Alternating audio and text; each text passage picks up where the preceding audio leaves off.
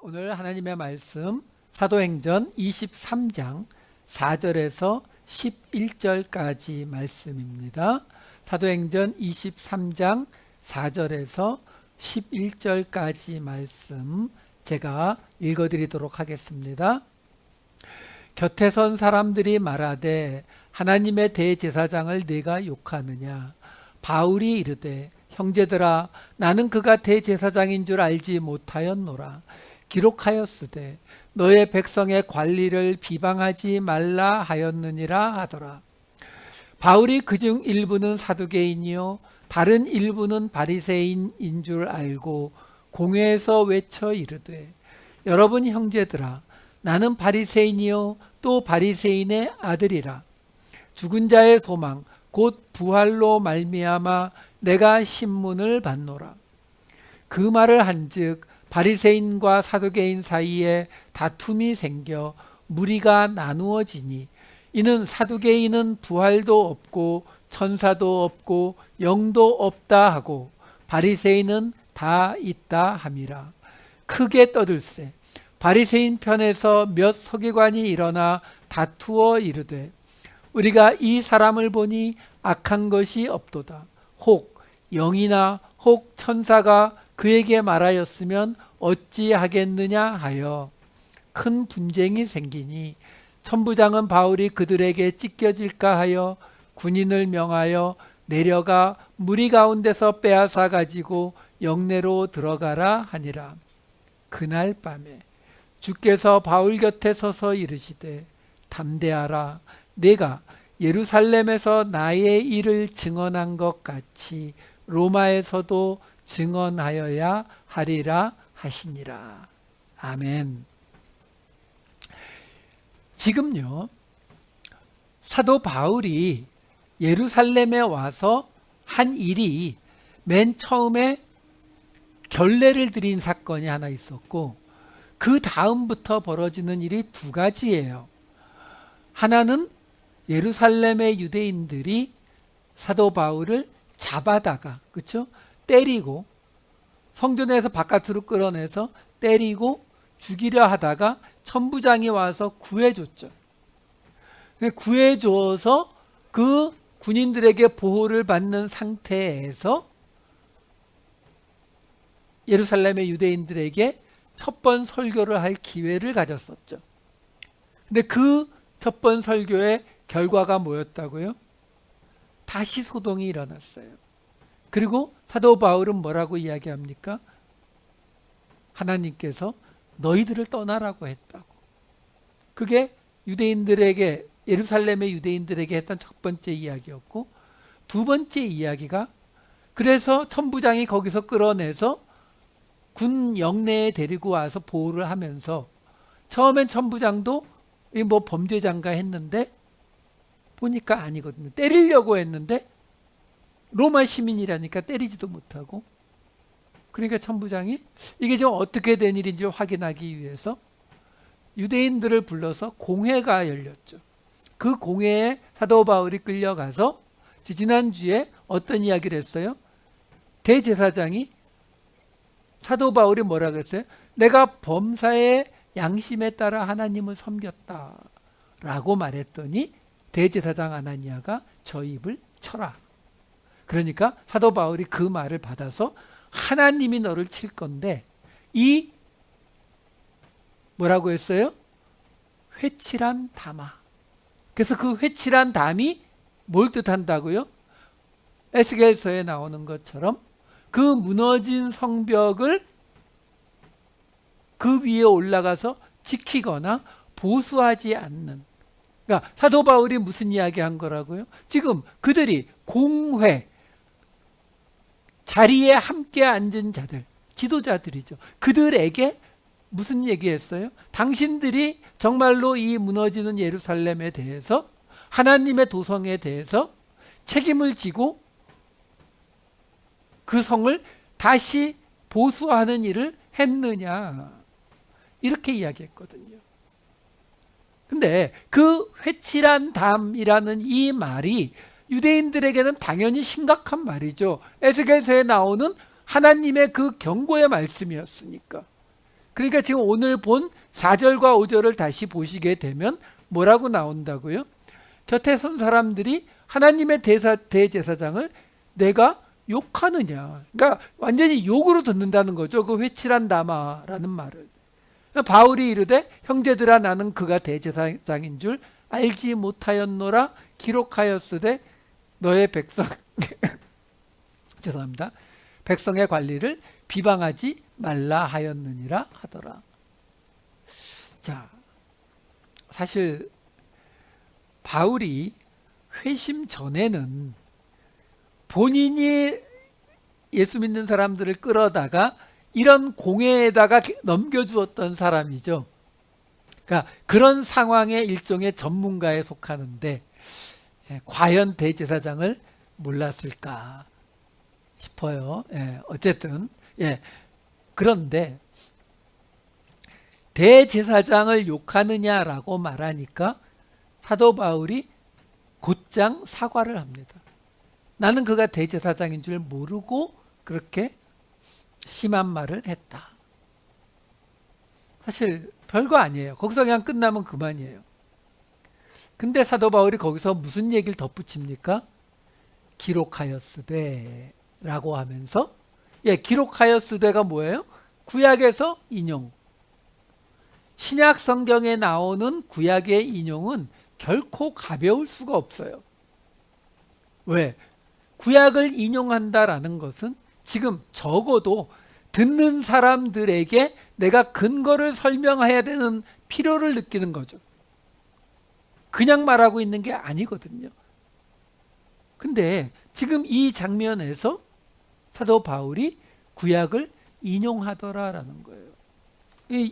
아니 그냥 대제사장인 줄 몰라서 심한 말을 했으면 근데 그거 알려주면 미안 쏘리 몰랐어 라고 하면 거기서 끝나는데 근데 뭐라고 한다고요? 구약의 인용 어디를 인용했을까요? 출애굽기 22장 28절이에요. 너는 재판장을 모독하지 말며 백성의 지도자를 저주하지 말지니라. 우선 여기서 재판장이라고 번역이 된 히브리어는 엘로힘입니다. 엘로힘은 하나님이에요. 또는 신으로 번역해도 됩니다. 영어 성경은 다 God 혹은 Gods, 소문자로 GODS 이렇게 번역을 해요. 근데 재판장도 사실은 잘못된 번역은 아니에요. 이 엘로힘이라고 하는 단어가 재판장으로 사용되는 곳도 있으니까요. 드물긴 하지만. 자, 문제는 뭐냐면 지금요, 이 출애굽기 22장 28절이라고 하는 이 구절이 어디에 나오는 구절이냐면 출애굽기가 시작해서 모세 이야기 나오고 그 다음에 애굽에서 바로하고 싸우는 이야기 나오고 바다를 건너오는 이야기 나오고 그리고 시내산에 도착하잖아요. 그리고 모세가 시내산에 올라가서 10계명을 받는 이야기가 출애굽기 20장에 나와요. 그리고 21장, 22장, 23장에 걸쳐서 몇 가지 계명들이 쭉 나옵니다. 그러니까 10계명은 20장에 있고 그리고 21, 22, 23장에 걸쳐서 여러 가지 지켜야 할 법령들이 쭉 나와요. 그런데 그 이야기들 중에 뜬금없이 이 출애굽기 22장 28절이 등장하는 거예요. 이 앞에 어떤 구절이 있는지 좀 길지만 제가 볼게요. 출애굽기 22장 21절부터 27절에 이렇게 나와요. 너는 이방 나그네를 압제하지 말며 그들을 학대하지 말라. 너희도 애굽 땅에서 나그네였음이라. 너는 과부나 고아를 해롭게 하지 말라. 내가 만일 그들을 해롭게 함으로 그들이 내게 부르짖으면 내가 반드시 그 부르짖음을 들으리라. 나의 노가 맹렬함으로 내가 칼로 너희를 죽이리니 너희의 아내는 과부가 되고 너희 자녀는 고아가 되리라. 내가 만일 너와 함께한 내 백성 중에서 가난한 자에게 돈을 구워주면 너는 그에게 채권자 같이 하지 말며 이자를 받지 말 것이며 내가 만일 이웃의 옷을 전당 잡거든 해가 지기 전에 그에게 돌려보내라. 그것이 유일한 옷이라. 그것이 그의 알몸을 가릴 옷인즉 그가 무엇을 입고 자겠느냐. 그가 내게 부르짖으면 내가 들으리니 나는 자비로운 자임이니라. 이 이야기가 나오고 아까 본 22장 28절에 나오는 거예요. 재판장 그리고 백성의 지도자를 비방하지 말라고. 지금요, 금방 본 출애굽기 22장 21절부터 27절의 내용은 딱 두 가지 내용입니다. 하나는 고아와 과부와 나그네를 핍박하지 말라는 이야기고, 또 하나는 가난한 자에게 돈을 꿔줬을 때 이자 받지 말고 옷을 전당 잡았을 때 해가 지기 전에 돌려주라고요. 그리고 백성의 지도자를 비방하지 말라는 오늘 사도 바울이 인용한 구절이 나오고서 그 뒤에 이어지는 23장은 이렇게 나와요. 23장 4절에서 5절 그리고 6절에서 9절을 따로따로 보여드릴게요. 4절에서 5절 내가 만일 내 원수의 길 잃은 소나 나귀를 보거든 반드시 그 사람에게로 돌릴지며 내가 만일 너를 미워하는 자의 나귀가 짐을 싣고 엎드러짐을 보거든 그것을 버려두지 말고 그것을 도와 그 짐을 부릴지니라. 그 다음에 6절에서 9절 너는 가난한 자의 송사라고 정의를 굽게 하지 말며 거짓 일을 멀리하며 무죄한 자와 의로운 자를 죽이지 말라. 나는 악인을 의롭다 하지 아니하겠노라. 너는 뇌물을 받지 말라. 뇌물은 밝은 자의 눈을 어둡게 하고 의로운 자의 말을 굽게 하느니라. 너는 이방 나그네를 압제하지 말라. 너희가 애굽 땅에서 나그네 되었었은즉 나그네의 사정을 아느니라. 사실은요, 21장부터 23장까지 나오는 그 모든 계명에 한복판에 이 28절이 들어가 있었어요. 다 보는 건 정신없어서 기억을 못하니까 앞부분만 그 구절의 양쪽에 있는 중요한 부분만 뽑아본 거예요. 뭐가 나옵니까? 양쪽에 나그네에 압제하지 말라고요. 가난한 자의 송사 굽게 하지 말고 뇌물 받지 말라는 이야기 나오고, 그리고 그 안에 또 뭐가 들어가 있었어요? 이자 받지 말라고, 전당 잡은 거 돌려주라고. 이 이야기가 들어가 있어요. 사실은요, 앞부분에 있는 이야기에 비해서 뒷부분에 있는 이야기가 훨씬 더 강합니다. 왜? 앞부분에서는 그저 나그네 고아 과부를 압제하지 말라라는 이야기였다면 뒤에 가서는 뭐라고 나와요? 아까 4절 5절은 뭐라고 나왔었어요? 내 원수의 나귀가 길을 잃거나 소가 길을 잃었으면은 반드시 그 사람에게 끌어다 주라는 거예요. 만일 내가 미워하는 자의 나귀가 짐을 너무 많이 실어서 엎어졌으면 그걸 버려두지 말고 그것을 도와서 짐을 부려주라는 거예요. 이 정도 되면은 오른밤 맞으면 왼밤 들이대라는, 오리 가자면 심리 가라는 예수님의 산상수훈과 거의 다르지 않아요. 지금요, 이 이야기들이 어떤 말을 하고 있느냐라는 거예요. 여러분, 하나님이 지금 뭐라고 말씀하셨냐면 고아와 과부와 나그네를 도와라. 이자 받지 말고 저당 잡지 말라. 그리고선 뒤에는 또 뭐라고 이야기하셨냐면 원수의 소나 나귀도 돕고 미워하는 자의 나귀도 돕고, 그리고 나그네를 압제하지 말고 뇌물 받지 말고 가난한 자의 송사를 굽게 하지 말고. 여러분, 이 모든 것들이 왜 주어졌다고 생각하세요? 여러분, 이게 지금 10계명이 주어지고 나서 곧장 함께 나오는, 그러니까 우리가 짐작하기는 하나님이 모세에게 10계명 돌판을 주시면서 디테일로 다 쓸 수는 없으니까 10개의 계명을 돌판에 쓰고 나머지는 모세에게 말씀으로 전해주신 내용. 어떻게 보면 가장 중요한 내용. 그렇죠? 근데 그 내용이 약자를 압제하지 말라는 이야기예요. 한마디로 말하면. 그리고 원수와 미워하는 자를 위해서 소극적이 아니라 적극적으로 그들을 도와야 한다라는 이야기를 하고 있는 거예요. 여러분, 이 이야기들은 우리가 일반적으로 가지고 있는 우리의 삶의 패턴, 이 세상의 기준하고는 아주 거리가 멀어요. 여러분, 예를 들어서 가난한 자의 송사를 굽게 하지 말라, 뇌물을 받지 말라, 이 두 가지를 나는 가난한 자라면은 내가 어떤 결정을 내릴 때에 그 사람에게 불리하게 할 수도 있다라고 생각하는 사람은 아무도 없을 거예요. 옆에 있는 사람들이 저 사람은 그런 사람, 나쁜 사람이라고 욕을 할지라도 본인은 결코 그렇게 생각 안 할 겁니다.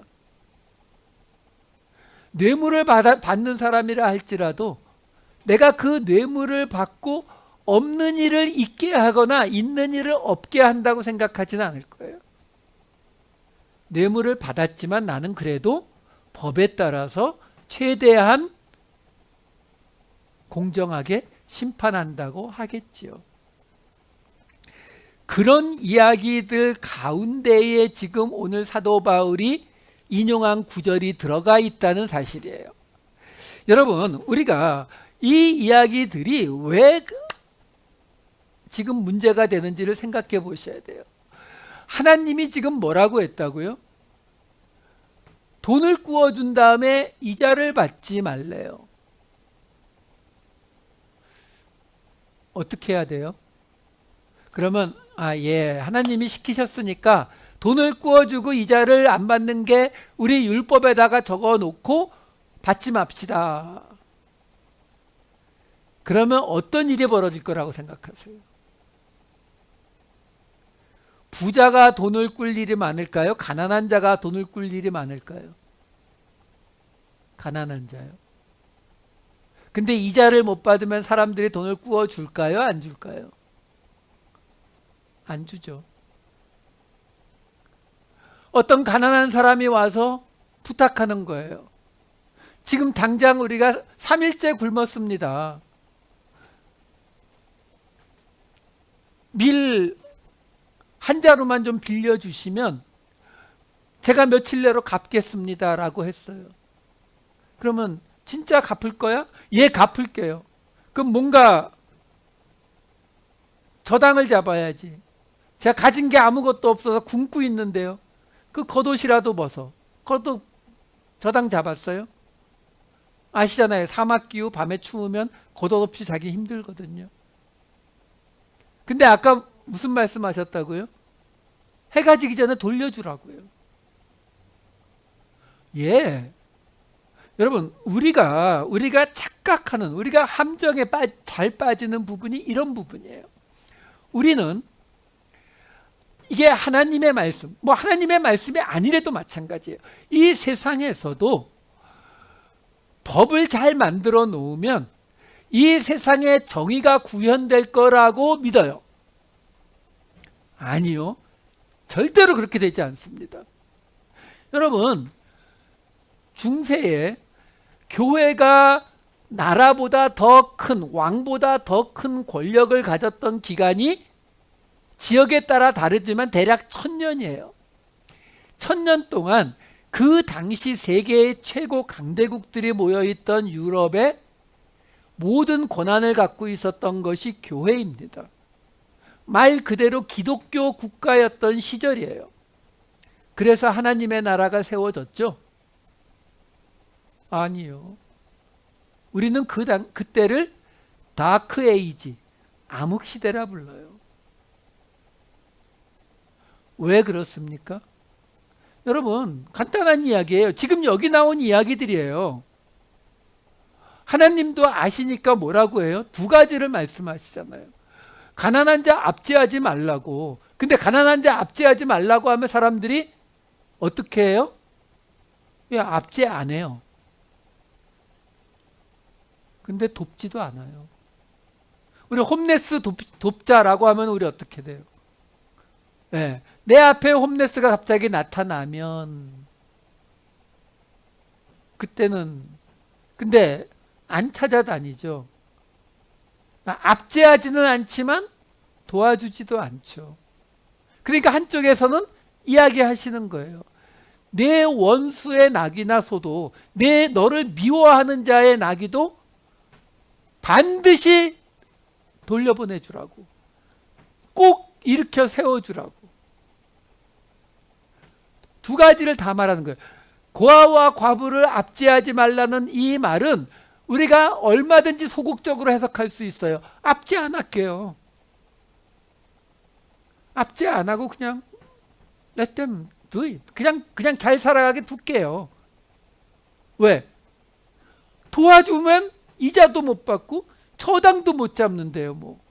여러분, 이자를 받지 못한다라는 이야기는 솔직히 말하면 내가 10,000불을 빌려줬는데 6개월 동안 이자를 못 받았다는 이야기는 사실은 지금의 경제 상황 속에서는 어느 그 이자 부분만큼의 손해를 본 거죠, 내가.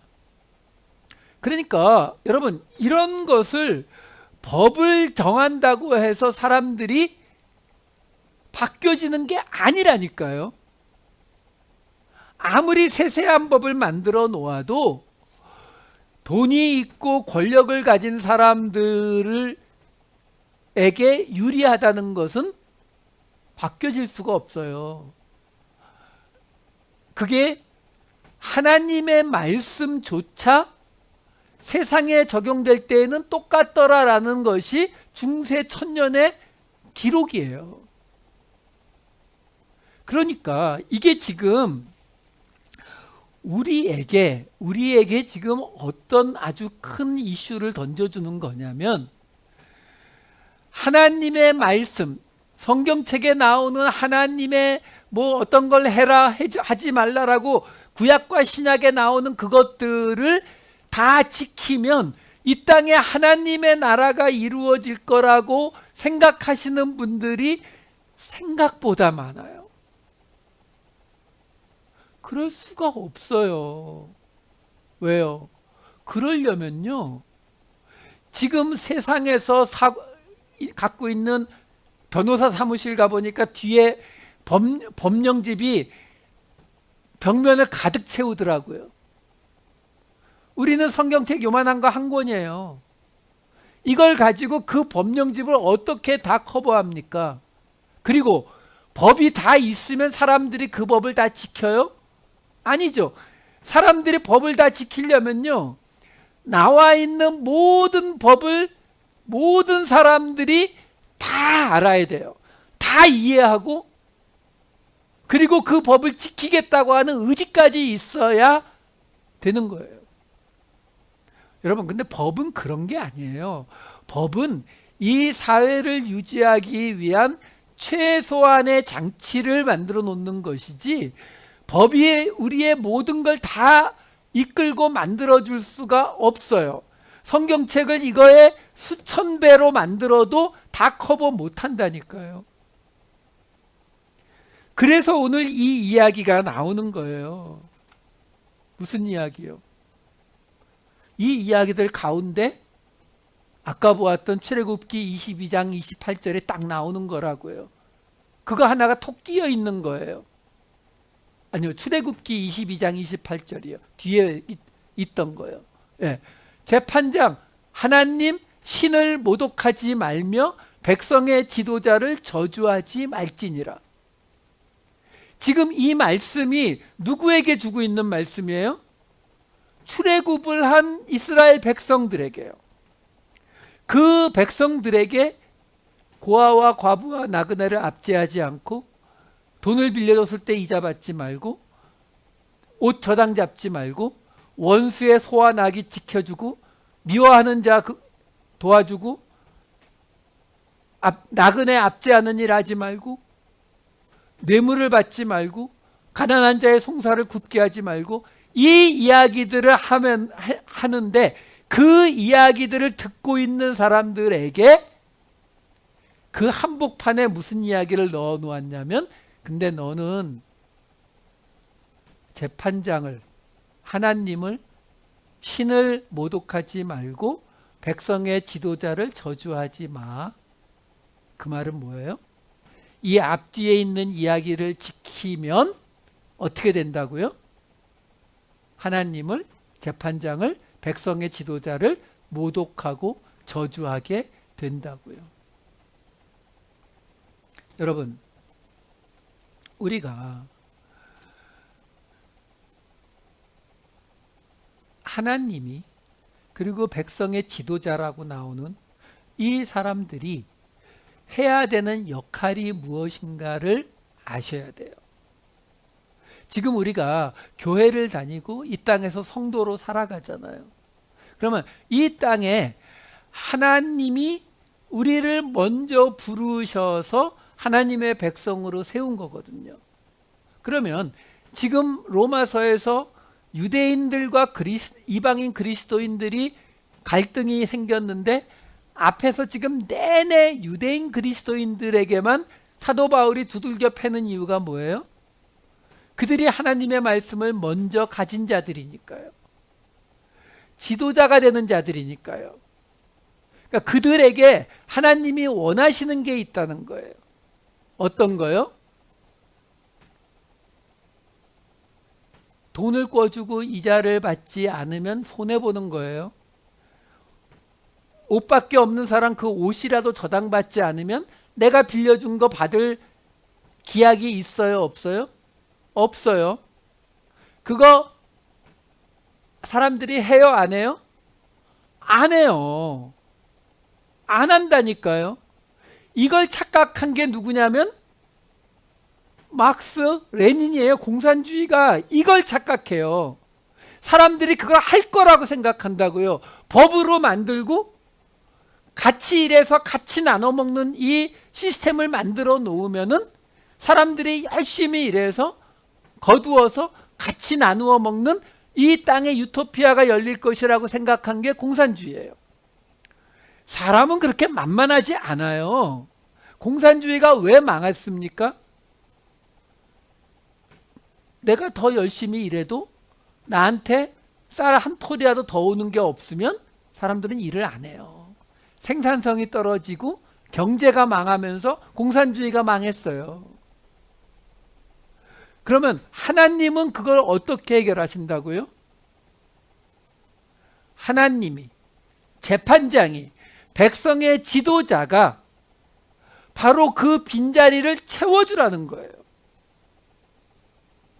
그러니까 여러분 생각해 보세요. 내가 그냥 교회 잘 다니고 있는데, 근데 어느 날 교회의 지도자가 와서 뭐라고 이야기하냐면, 아니 과부와 나그네를 압제하지 말라고 하지 않았느냐고, 돈 빌려줬으면은 이자 받지 말라고 하지 않았느냐고, 왜 이자 받냐고, 저당 잡지 말라고 하지 않았느냐. 그러면 안 빌려주면 되잖아요. 안 빌려주지 말라고 얘기하지 않았느냐고. 원수가 그랬어도 그 원수의 소환하기도 내가 반드시 도와야 된다고 했고, 너를 미워하는 자도 도와야 된다고 이야기하지 않냐 라고 누가 나한테 와서 말하면 내 기분이 어때요? 왜? 우리는 이런 일은 솔직히 우리 그렇잖아요. 예수님의 산상수훈에 나오는 그 이야기 모르는 사람 있어요? 오리를 가자면 십리 가고 걷어달라면 속옷 주고 오른밤 맞으면 왼밤 돌려대라고, 그 말씀 모르는 크리스찬 있습니까? 없죠. 없지만 우리는 그 말씀을 적극적으로 적용하려고 안 하죠. 그냥 오른뺨 맞을 일이나 찬스가 있는 곳에 안 가죠. 그리고는 거기서 부담을 던져버리는 거예요.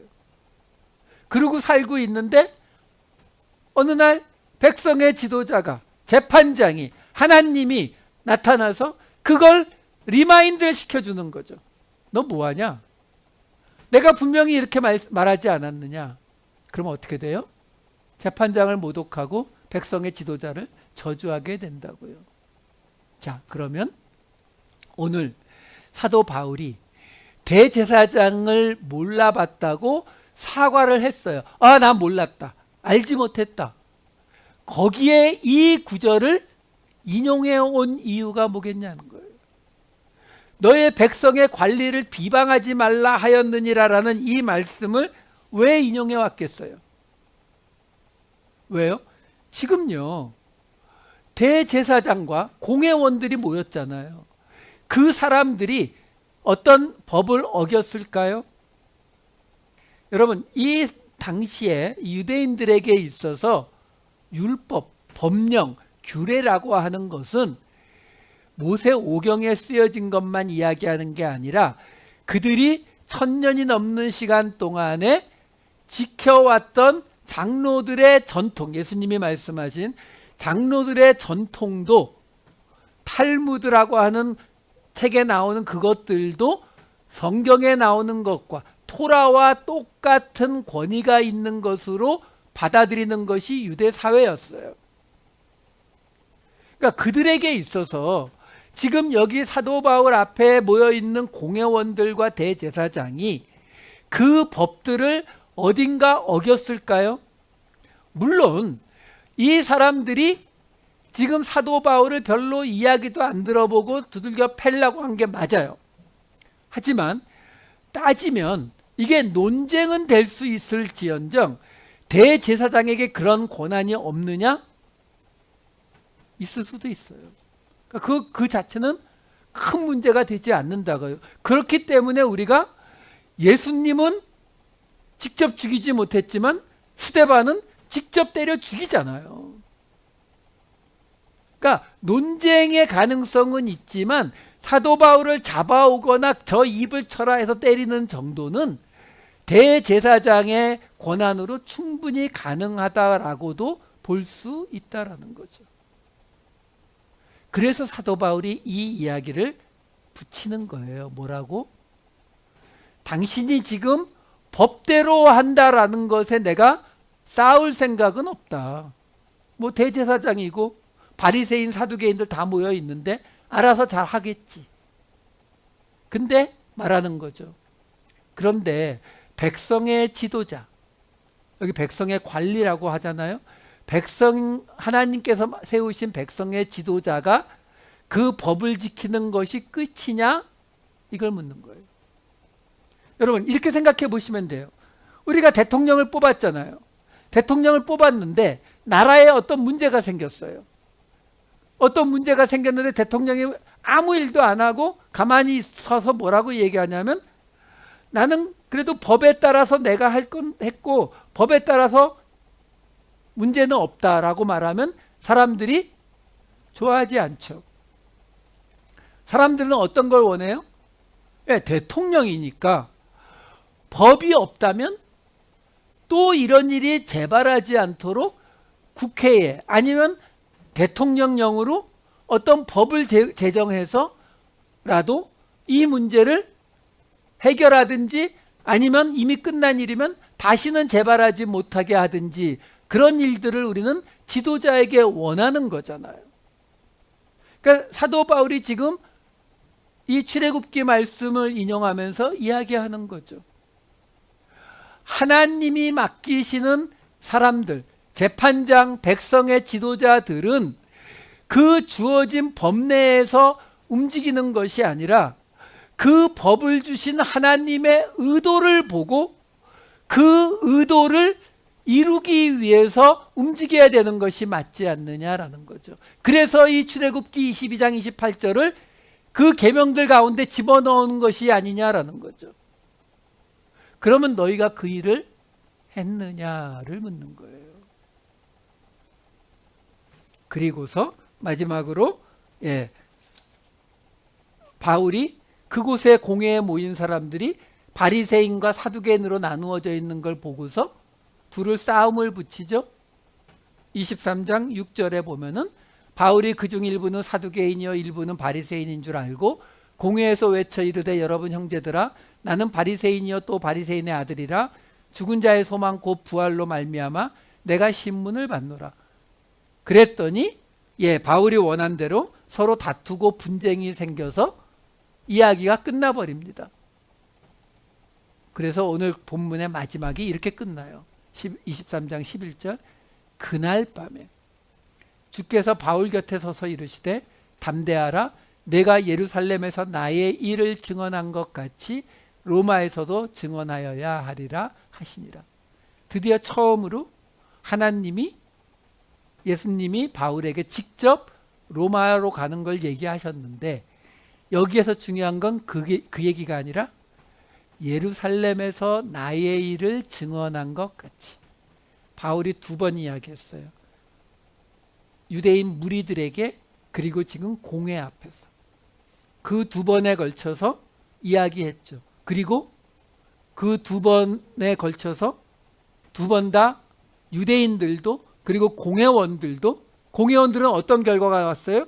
사도 바울이 선지자처럼 내가 출애굽기 22장 28절에 나오는 백성의 지도자 맞냐? 라고 따졌을 때에 어떻게 벌어졌다고요? 바리새인과 사두개인들 나눠져 가지고 바리새인들은 사도 바울이 자기네 편이라고 생각하니까 사도 바울을 지지하기 시작하죠. 결국 무슨 이야기예요? 이들이 그 전에 사도 바울이 율법을 무시하고 성전을 더럽혔다라고 해서 지금 사도 바울을 잡아왔던 건데, 사실은 결국 자기들의 권력 다툼에만 관심이 있었지 별로 관심 없었다는 거죠. 그 결과가 뭐라고요? 유대인 무리들과 공회원, 지도자들 한 번씩 불합격. 그 증거가 자신의 권력 싸움으로 끝나는 이야기. 이 전체가 지금 딱 뭐라고요? 바울이 예루살렘에서 겪은 일의 전부예요. 이제 바로 이 다음에는 위험하다는 이야기를 듣고 바울을 가이사랴로 데리고 가고, 가이사랴에서 2년 있다가 로마로 가는 걸로 끝나는 거거든요. 그러니까 예루살렘에서 지금 주님이 나타나셔서 예루살렘에서 나의 일을 증언한 것이 뭐라고요? 유대인 무리들과 백성의 지도자, 공회원들 앞에서 하나님의 말씀을 전하고, 정확히는 유대인들에게 너희는 하나님의 백성으로, 그리고 공회원들에게 너희는 백성의 지도자로 하나님의 뜻, 하나님의 의도를 알고 행했느냐라는 말을 던지는 것으로 주님의 일을 증언했다라는 거예요. 결국 이 모든 이야기는 우리가 무엇을 보고 있어야 하는지 우리의 시각을 넓히셔야 돼요. 그냥 성경을 읽는다고 하면서 여기 뭐 하지 말라고 했어, 그럼 그거 하면 안 되지, 요거 하라고 했어, 그럼 그건 해야지, 여기서 끝나면은요, 우리는 아까 말씀드렸던 것처럼 가난한 자에게 돈 안 꿔주게 된다니까요. 돈을 꿔주고 이자를 받지 말라는 법이지 돈을 꿔주지 말라는 법은 아니잖아요. 꿔줘야만 한다라는 법은 없었잖아요. 그렇죠? 그 자리까지 다 메우려면 성경책에 수천 권이 돼도 모자란다니까요. 그 자리를 누가 해야 되는 거라고요? 백성의 지도자가요. 하나님과 함께, 재판장과 함께 백성의 지도자가 해야 되는 일이라고요. 그러면 하나님의 말씀을 먼저 가진 우리가 뭘 해야 된다고요? 여기에 나오는 그 말씀 하나하나에 매달리는 것이 아니라 이 말씀이 왜 주어졌는지, 이 말씀을 통해서 하나님이 원하시는 게 무엇인지를 보셔야 되는 거예요. 여러분, 어떤 분들은 성경 말씀을 지키는 것이 하나님을 믿는 거라고 생각하시는 분들이 많아요. 이 말씀 다 왜 주셨을까요? 하나님이 우리 사랑해서요. 근데 성경 말씀 지키겠다고 다른 사람들을 죽였던 역사를 우리는 수천 건이나 가지고 있어요. 아니, 수만 건이 될지도 모르겠어요. 왜 그래요? 하나님이 사랑하신 건 사람이지 법령이 아니고 율법이 아니에요. 우리가 무엇을 보아야 한다고요? 지금 사도 바울에게 출애굽기 22장 28절을 인용하게 한 이 대제사장과 공회원들은 무엇을 못 보고 있었다고요? 그 말씀을 주신 하나님의 의도를 못 보고 있었다고요. 그 빈자리를 너희가 메꿔야 된다라고 하는 그걸 못 보고 있었다고요. 그러니까 지금 이방인들에게 복음을 전하고 있는 사도 바울이 미워 죽겠는 거죠. 저거는 우리의 율법을 망가뜨리는 자라고 생각하고 있는 거예요. 아니요. 하나님이 이 세상을 지으신 창조주신데 하나님이 니느웨 백성들을 사랑하심을 요나에게 보여주셨잖아요. 근데 이방인들을 하나님이 버리실까요? 아니거든요. 하나님은 우리를 사랑하세요. 크리스찬만? 아니요. 모든 사람을 사랑하십니다. 그게 우리가 보아야 할 것이에요. 기도하겠습니다. 사랑의 많으신 아버지 하나님, 예루살렘을 향한 유대인 무리들과 지도자들을 향한 하나님의 경고를 봅니다. 율법의 시대가 끝나고 예수 그리스도의 은혜의 시대가 열렸다고 하면서도 우리는 아직도 어떤 법령을, 어떤 규례를 지키고 안 지키고가 이 땅에 하나님의 나라를 세울 것이라는 착각을 합니다. 아버지 하나님, 이 땅의 모든 사람을 사랑하신 그 하나님의 사랑이, 예수 그리스도의 은혜가 우리 눈에 먼저 보이게 하여 주시옵소서. 이 말씀을 주신 이유가 우리를, 세상을 사랑하셔서 예수님의 말씀처럼 그가 세상을 사랑하되 끝까지 사랑하셔서 이 말씀을 주셨음을 깨닫고 법이 아닌 사람이 먼저 보이는 우리 모두가 되게 하여 주시옵소서. 감사드리옵고 이 모든 말씀 우리 주 예수 그리스도의 이름으로 기도하옵나이다. 아멘.